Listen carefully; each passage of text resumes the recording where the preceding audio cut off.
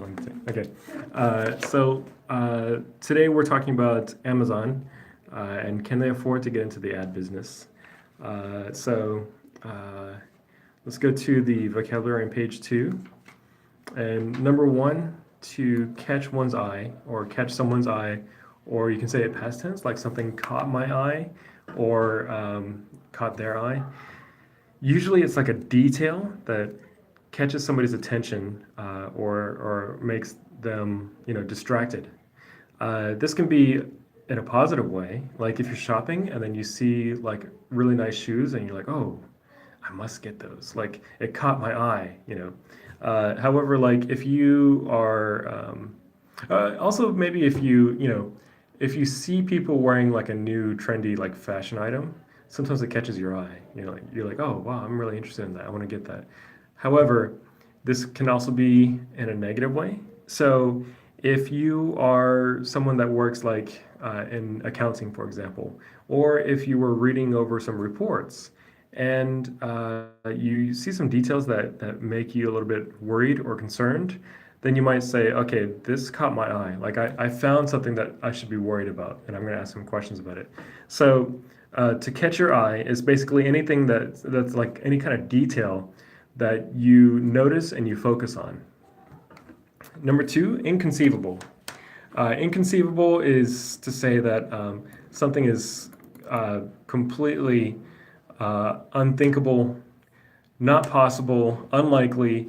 You would have never thought it could be, something that would ever happen. So we have like this famous pop culture movie called The Princess Bride, where one of the characters keeps shouting like inconceivable because he doesn't think it's possible that somebody could defeat him. In our own lives, something that could be inconceivable would be like winning the lottery. Winning the lottery like is almost inconceivable because the chances to win is like highly improbable. So for most people, it's inconceivable. Number 3, revolt. So revolt kind of means 2 things. The first thing is like to oppose something or refuse something, but it's a very, very negative way. So when people revolt against the government, it's like they're protesting and they want to change something or they want to change the government. And so it's a very strong thing. You can also have like the word revolt, or I guess revolting, as like an insult. So revolting can be like something that's just like completely disgusting or terrible to you. If there's somebody that you don't like, that's always like kind of weird, you might be like, oh, that person's revolting. Or if you have some terrible food, you can be like, oh, that's revolting. I hate this, So either way, revolt or revolting is just a very negative thing. Next is a turn off. A turn-off is basically something that just you are kind of, maybe you like something at first, but then something happens. Something that just makes you disappointed or not interested in it anymore.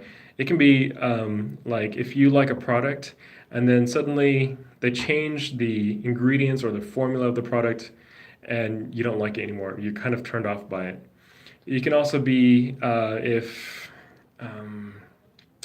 if their company CEO or somebody says something kind of ridiculous, you can be turned off by their product as well.